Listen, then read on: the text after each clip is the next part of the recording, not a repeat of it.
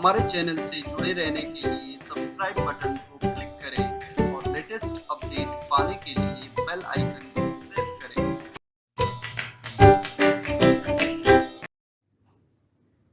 यहाँ पे हम लोग बेसिक फार्मूलाज के बारे में इंट्रोडक्शन लेंगे।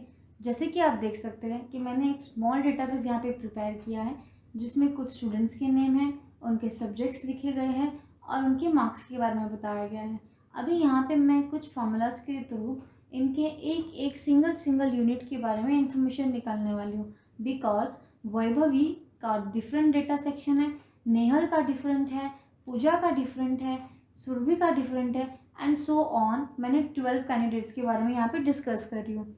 तो total, let's begin with the first formula. Total यानी एडिशन करना, कैलकुलेट करना, सम करना। तो is equals to SUM bracket open. हमने सिंगल सीरीज सिलेक्ट कर दी है क्योंकि मुझे सिर्फ वैभवी के मार्क्स के एडिशन चाहिए यहाँ पे। अब ब्रैकेट क्लोज, एंटर। और मैं इस चीज़ को वापस सिलेक्ट करके कॉर्नर सेक्शन में प्लस सेक्शन के थ्रू ड्रैग कर दे रही हूँ इस चीज़ को। देन मिनिमम यानी लोवेस्ट वैल्यू, कम से कम। तो मुझे अभी वैभवी का सबसे मिनिमम वैल्यू जानना है। Is equals to MIN min bracket open, data को सिलेक्ट करना है, bracket close, enter. And same इसको भी हम ड्रैग कर दे रहे हैं। मैक्सिमम हाईएस्ट वैल्यू, डेटाबेस में सबसे ज़्यादा जो वैल्यू रहेगा उसके बारे में बताएगा। वैभवी का हाईएस्ट वैल्यू कौन सा है ये मैक्स के थ्रू भी हमें पता चलने वाला है, दैट इज 76।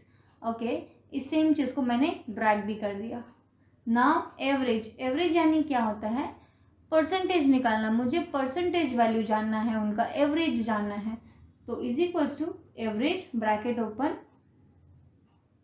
मैंने डेटाबेस सिलेक्ट कर दिया, आपको सिंगल सीरीज ही सिलेक्ट करना है एंड ब्रैकेट क्लोज। जब आप यहाँ पे फॉर्मूला अप्लाई करते हैं टोटल, मिनिमम, मैक्सिमम, एवरेज, तो यहाँ पे शॉर्ट सिंटेक्स लिखा हुआ आता है एक्सेल की वजह से। एक्सेल में हमें बहुत हेल्प होती है क्योंकि नीचे एक सिंटेक्स फॉर्मेट हमारी मदद करता है फॉर्मूला को कंप्लीट करने में। तो मैंने यहाँ पे ब्रैकेट क्लोज कर दिया, एंटर, और मैं इस चीज़ को ड्रैग कर देती हूँ। लेकिन यहाँ पे पॉइंट के बाद 2 डिजिट्स और आ रहे हैं और मुझे पॉइंट के बाद ओनली सिंगल डिजिट चाहिए। तो यहाँ पे होम टैब नंबर ग्रुप, मैं डेसिमल कम कर सकती हूँ, मैं ज़्यादा भी कर सकती हूँ। इंक्रीज और डिक्रीज हो रहा है, यहाँ से मैंने डिक्रीज कर दिया और वापस मैंने ड्रैग कर दिया। If total, if average, if total and if average. यहाँ पे if total and if average जैसा एक्सेल में कोई भी फंक्शंस नहीं है, जैसे कि हमने इंट्रोडक्शन में डिस्कस किया है। इफ़ टोटल क्या होता है कि मैं इफ़ फार्मूला अप्लाई कर रही हूँ, इफ़ टोटल की कंडीशन पे, और इफ़ एवरेज यानी क्या कर रहा है कि मैं इफ़ फार्मूला अप्लाई कर रही हूँ लेकिन एवरेज की कंडीशंस पे। So let's start. If total is equals to if logical test, syntax format, ये जो बॉक्स दिख रहा है आपको इसको सिंटेक्स फॉर्मेट बोलते हैं। तो लॉजिकल टेस्ट हमें ये पूछ रहा है कि आपका मेन वैल्यू कौन सा है, what is your actual condition. तो जैसे कि मैं टोटल अप्लाई कर रही हूँ, इफ़ टोटल, तो मैंने टोटल की वैल्यू सिलेक्ट कर दी। मैंने वैल्यू सिलेक्ट करने के बाद डिसाइड किया कि according to the selected value it should be greater than 350। If it is greater than 350, comma, value if true, if it is greater than 350, double quotes, the answer should be coming as a pass। उनको पास कर दो जो 350 से ज़्यादा है, comma, यदि अगर नहीं है वैल्यू इफ फॉल्स, अगर ऐसा नहीं हुआ तो उसे हमें कर देना है फेल।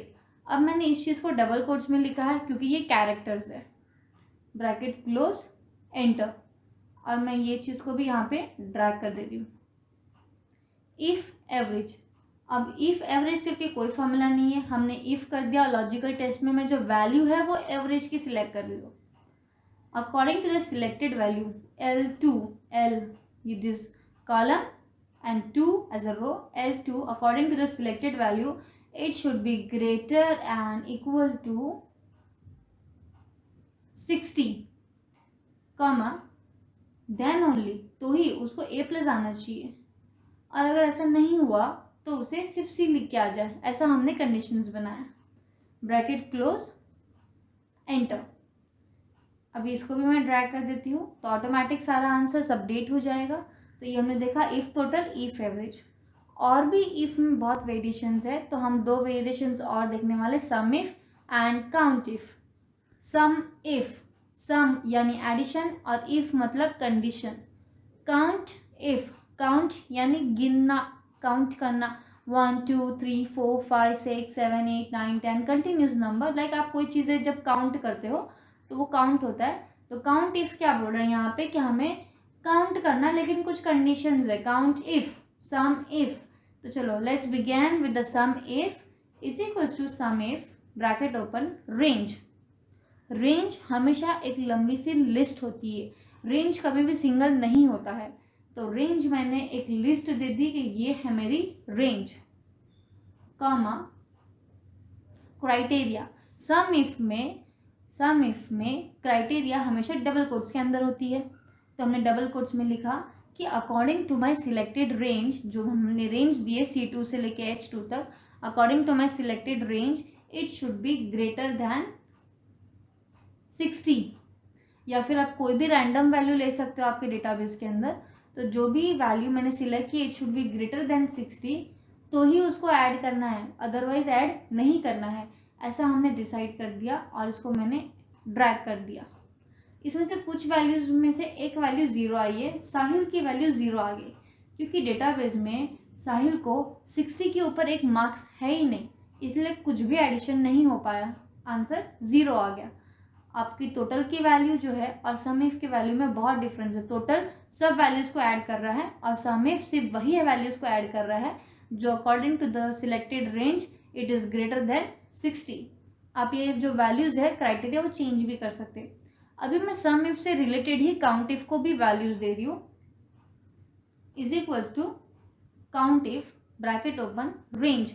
रेंज अगेन, रेंज हमेशा सिंगल नहीं होता, रेंज हमेशा एक लिस्ट वाइज आता है, कोई लंबी सी लिस्ट होती है, कॉमा डबल कोट्स।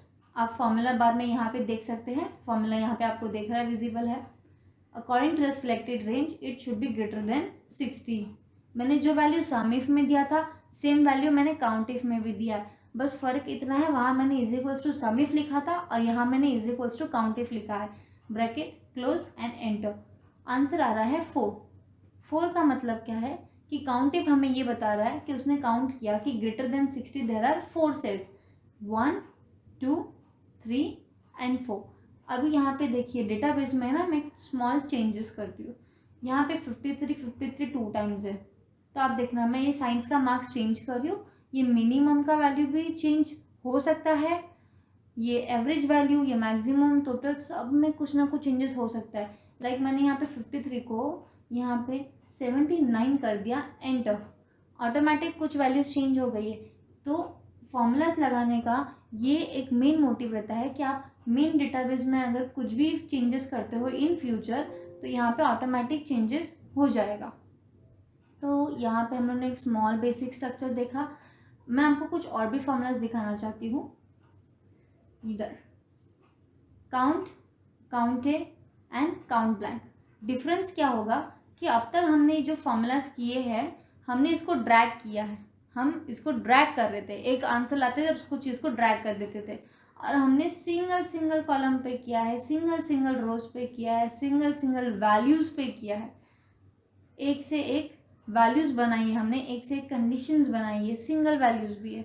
लेकिन count, count A and count blank ये ड्रैग नहीं करना है अगर आप कुछ ये टाइप का डेटाबेस यूज़ कर रहे हो, if marksheet type of database या फिर कोई ऐसा डेटाबेस जो स्मॉल कंटेंट होता है। अब काउंट बेसिकली क्या करता है, वो चीज़ों को काउंट कर रहा है, सिंपल 1 2 3 4 ऐसे एक एक को गिनेगा वो। काउंट ए यानी काउंट ऑल वो भी काउंट करेगा। काउंट ब्लैंक वो ब्लैंक सेल्स यानी एम्प्टी सेल्स काउंट करेगा। पहले मैं फॉर्मूला को यहाँ पे डिस्प्ले कर देती हूँ, फिर आपको थोड़ा डिफ्रेंशिएट यहाँ पे बताने की कोशिश करती हूँ। Is equals to count bracket open,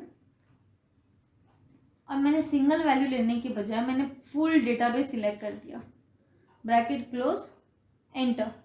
84 okay, हमें इसको ड्रैग नहीं करना है। Count A bracket open, again मैंने सेम चीज़ किया है, मैंने पूरा ब्रैकेट ओपन करके फुल डेटा सिलेक्ट कर दिया, bracket close, enter, okay. Now is equals to count blank, again the same thing, मैंने वापस ब्रैकेट पूरा सिलेक्ट कर दिया, इसको ब्रैकेट क्लोज, एंटर। अब वैल्यूज देख रहे हो डिफरेंट डिफरेंट आ रही है। काउंट ब्लैंक तो क्या करता है, एम्प्टी सेल्स काउंट कर रहा है। काउंट और काउंट में डिफरेंस क्या है, काउंट ने है ना सिर्फ न्यूमेरिकल वैल्यूज काउंट की है कि according to the selected values, selected value में तो पूरा डेटा है, लेकिन काउंट ने फिर भी क्या किया है, न्यूमेरिकल वैल्यूज ही काउंट की है हमारे डेटाबेस की। लेकिन काउंट ए क्या करता है, हमने फुल डेटा सिलेक्ट किया है तो काउंट ए, काउंट ऑल, वो न्यूमेरिकल के साथ साथ में अल्फ़ाबेटिकल की जो वैल्यूज़ है उसको भी सिलेक्ट कर रहा है। वो एक एक सेल को काउंट कर रहा है कि यस ये सेल में डेटाबेस है। आप थोड़ा डिफरेंस यहाँ पे ध्यान से देखिएगा, मैं यहाँ पे है ना एक वर्ड को डिलीट कर रही हूँ, ये जो नाम लिखा है जीनाए, जीनाए जो नेम है मैं डिलीट कर रही हूँ, तो आप देख सकोगे काउंट में डिफरेंस आता है कि काउंट ए में, या डेफिनेटली काउंट ब्लैंक में तो डिफरेंस आएगा ही। मैंने देखो जीनाए को मैं डिलीट कर दिया तो काउंट में कुछ भी फर्क नहीं हुआ। देखो वापस ला रही हूँ, जीनाए यहाँ पे है, मैंने जीनाए को डिलीट कर दिया, तो काउंट ए में डिफरेंस है, काउंट ब्लैंक में डिफरेंस है। अगर वही मैंने नंबर की कोई वैल्यू अगर मैंने डिलीट की होती तो अब ध्यान देना, देखो काउंट ऑटोमेटिकली डिलीट हो जाएगा, एक वैल्यू कम हो गई।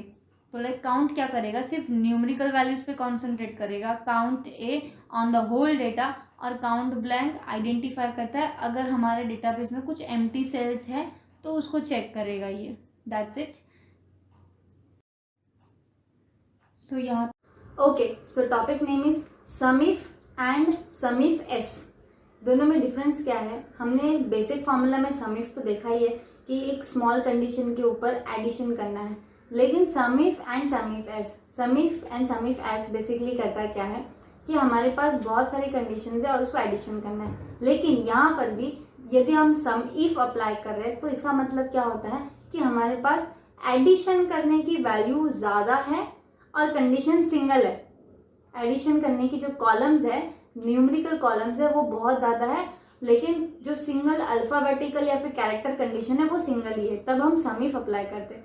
लेकिन यदि हम सम इफ एस अप्लाई कर रहे हैं तो यहाँ पे इसका मतलब क्या होता है कि जो एडिशन करने की जो न्यूमेरिकल वैल्यू है वो सिंगल है हमारे पास, लेकिन जो कैरेक्टर्स कंडीशन है वो मल्टीपल है, बहुत ज़्यादा है, तब हम सम इफ एस अप्लाई करते हैं। तो सम इफ एक पहले हमसे सम रेंज पूछ लेगा, और जो सम इफ एस है वो criteria range 1, criteria range 2, criteria 2, एक पूरा पैर बनाएगा। लाइक अगर क्राइटेरिया रेंज 1 तो उसका क्राइटेरिया 1, क्राइटेरिया रेंज 2 तो उसका क्राइटेरिया 2, तो इसके 2 2 3 3 पैर्स बनते हैं। तो वैसे टोटल आप 64 पैर्स बना सकते हैं सम इफ एस में। Sum if counts data or else gets the sum of the data which is according to the given criteria by an user. Sum if can also be worked as dsum. dsum की तरह भी इस पे काम किया जा सकता है, लेकिन हम बेसिकली sum if भी देखेंगे और dsum भी देखेंगे यहाँ पे। ओके, तो मैंने यहाँ पे एक क्राइटेरिया बना दे रही हूँ रिजल्ट्स के नाम पे। जैसे कि मैंने अगर sum if करना चाहा, मैंने रेंज सिलेक्ट कर दी, रेंज न्यूमेरिकल वैल्यूज़ होने वाली है, एंड देन कॉमा, क्राइटेरिया आपकी जो आपकी कंडीशन है आपको ग्रेटर देन 55 और 65 और ब्रैकेट क्लोज एंड एंटर। तो उसने ये सारे नंबर्स और वैल्यूज़ को कैलकुलेट कर दिया। वहीं पे डेटाबेस dsum क्या करता है, वैल्यूज़ को सिलेक्ट करना है, कॉमा, आपका फील्ड क्या है, फील्ड है मेरा ये, या फिर कोई सिंगल भी आप बता सकते हो, सिर्फ अकाउंट्स के मार्क आपको कैलकुलेट करने हैं, कॉमा, क्राइटेरिया कंडीशन क्या है, तो क्राइटेरिया है मेरी it should be greater then 30, criteria close, bracket close, enter. तो यहाँ पे वैल्यू दिखा रहा है।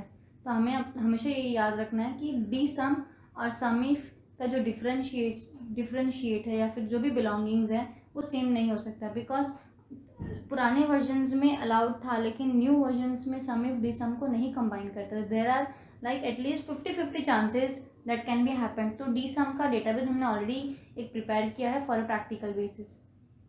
सम इफ एस एक और मैंने प्रैक्टिस यहाँ पे स्टार्ट किया है, जैसे कि यहाँ पे मैंने एक स्मॉल डेटाबेस प्रोवाइड किया है आपको, और यहाँ पे मैंने लिखा रेड एंड tx। यानी मेरे को रेड होना चाहिए यहाँ पे और एक TX होना चाहिए। उसका मुझे या तो क्वांटिटी कैलकुलेट करना है या तो टोटल कैलकुलेट करना है, that is according to my choice. But हम लोग सम ही फेस कर रहे हैं, तो यहाँ पे मैं क्वांटिटी बेसिस लेना चाहती हूँ या फिर जो भी मेरी कंडीशन है, तो मैं यहाँ पे इसको ऐड कर देती हूँ। सम रेंज में आप या तो टोटल की वैल्यू लेने वाले हैं तो क्वांटिटी की, क्योंकि यही दो एक ऐसी वैल्यू है जो न्यूमेरिकल फॉर्मेट में है। कॉमा क्राइटेरिया रेंज 1, मेरी फर्स्ट क्राइटेरिया रेंज 1 जो है वो इसके अंदर से है, comma and that is red, comma criteria range 2 that is from this, comma that is TX। और मैंने इसको एंटर कर दिया तो मेरे को कैलकुलेशन समझ में आ गया। बट अभी जो मैं सम इफ एस अप्लाई करना चाह रही हूँ वो मैं क्वांटिटी बेसिस पे इसको एडिशन करना चाहती हूँ, ताकि आपको दोनों का डिफरेंशिएट समझ में आए। मेरी पहली कंडीशन तो इसी के अंदर है, that is comma and that is blue, BLUE blue, comma and my another condition is inside from this, comma और यहाँ पे मेरे को चाहिए TX, या फिर आप कोई भी रैंडम कंडीशंस बना सकते हैं, एंटर। तो दैट इज 3, जस्ट 3। क्या इस डेटाबेस में कोई है? Just 3 blue TX, blue TX, blue TX। यहाँ पे एक 17 है और यहाँ पे एक 64 है, तो आंसर तो जस्ट ये नहीं आना चाहिए था। Did we make any mistake? Let us check out. Blue, blue, blue and blue, TX, TX, TX। Okay, anyways first answer correct है। सेकंड आंसर्स में अगर गड़बड़ है तो हमें यहाँ पे जो वैल्यूज़ है हम इसको चेंज करके देखते हैं। हम इसको अकाउंटिंग ले लेते हैं। ओके ओके, आप भी मेरे साथ कंफ्यूज मत होइए, क्योंकि 3 कैसे आ रहा है, ब्लू TX मैंने लिया है एंड मैंने ब्लू TX लिया है, तो 2 + 1 3 ही होता है। यहाँ पे मैंने आप ध्यान दोगे तो मैंने टोटल वाली वैल्यू ली थी, और यहाँ पे आप ध्यान दोगे तो मैंने क्वांटिटी वाली वैल्यू दी थी। Relax relax guys. Okay, so now the next data.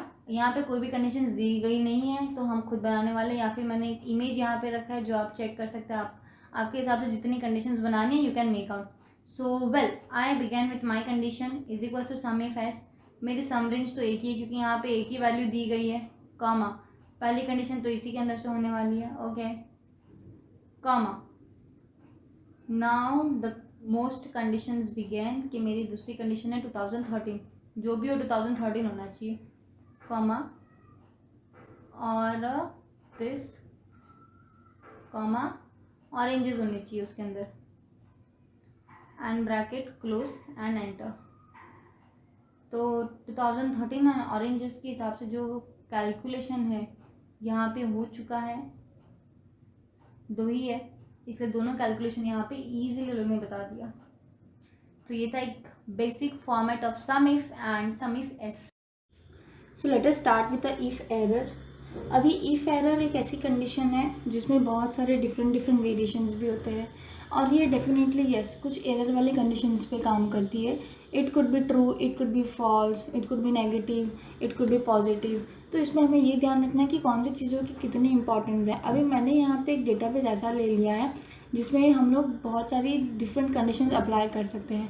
ना एग्जांपल, ये कौन सा भी डेटाबेस रहने दो, लेकिन इफ एरर मोस्टली केसेस में न्यूमेरिकल वैल्यूज़ पे ज़्यादा होता है और अल्फ़ाबेटिकल वैल्यूज़ पे कम होता है। तो कभी भी इफ एरर जब आप अप्लाई कर रहे हो तो मेक श्योर आप कंडीशंस को एक बार नोटिस कर लो। अब मैंने यहाँ पे ना condition they the if error, और मैंने वैल्यू को सिलेक्ट करके बोला it should be greater then 2 और कॉमा।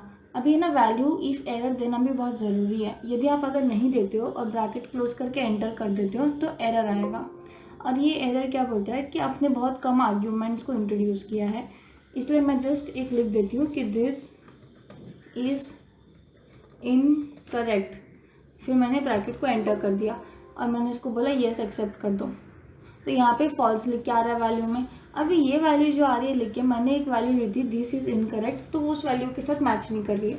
लेकिन इफ एरर में बेसिकली करना क्या होता है कि आप जो भी वैल्यूज़ को इनपुट में दे रहे तो वो ट्रू आ रहा है आंसर की फॉल्स आ रहा है। एक बेसिकली इफ़ फंक्शन जो हम नॉर्मली अप्लाई करते हैं उस तरीके से।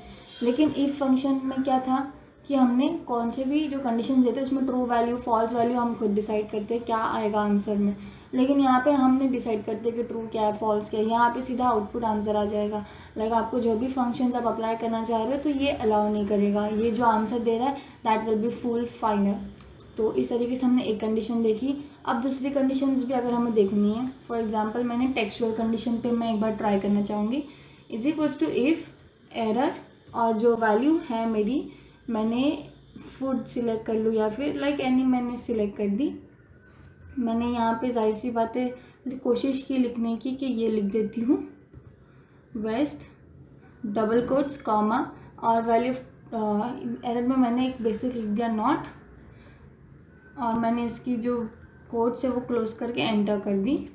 तो यहाँ पे भी वो ट्रू फॉल्स दिखाएगा, मतलब ये सिर्फ चेक कर रहा है कि आंसर जो कंडीशंस है वो सही आ रही है गलत आ रही है, कुछ इश्यूज़ तो नहीं है, कुछ मिस्टेक्स तो नहीं है, तो वो एक चेकआउट करती है। और इफ़ एरर बेसिकली फंक्शन में कौन सी भी आप टेक्सचुअल वैल्यू बोल सकते हैं, आप कोई भी अल्फ़ाबेटिकल वैल्यूज़ है, न्यूमेरिकल वैल्यूज़ है, अगर आप कोई वैल्यूज़ को मिक्स भी कर देते हो, कोई फार्मूला लगा के भी अगर चेक करना हो तो वो कैसे करते हैं एक बार ट्राई करते हैं। यहाँ पे स्क्रीन पे मैंने इफ़ फंक्शन अप्लाई कर दिया और मैं एक बेसिक फार्मूला अप्लाई करती हूँ कि जो ईयर्स है it should be greater then 15 comma, अगर ऐसा है तो वहाँ पे ए लिख के आए कॉमा, ऐसा नहीं है तो वहाँ पे बी लिख के आ जाए, ब्रैकेट क्लोज एंड एंटर।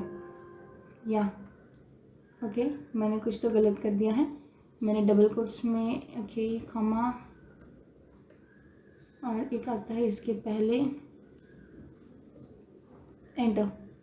अभी इस चीज़ को मैं कर देती हूँ ड्रैग। अब यहाँ पे मैं इंट्रोड्यूस करना चाहती हूँ इफ़ एरर को, और वैल्यू मैंने ले ली ये it should be equal to B, ऐसे मैंने वैल्यू दे दी है यहाँ पे, और अगर नहीं हुआ तो वह नॉट लिख के आए एंटर। तो ये देखिए इफ़ एरर ने फॉर्मूला फंक्शन पे भी काम किया। तो इफ़ एरर सिर्फ नॉर्मल न्यूमेरिकल वैल्यूज़ पे ही नहीं, सिर्फ फॉर्मूला फंक्शंस के साथ भी काम करेगा। तो आप देख सकते हो कितनी एडवांस कंडीशन है, लेकिन इसको बहुत सारे कम मल्टीपल एरियाज में ही यूज़ करते हैं, ज़्यादातर आपको नॉर्मल डेटा जो है प्राइमरी डेटा उस पर ही यूज़ करिए। सो let us start with the if error.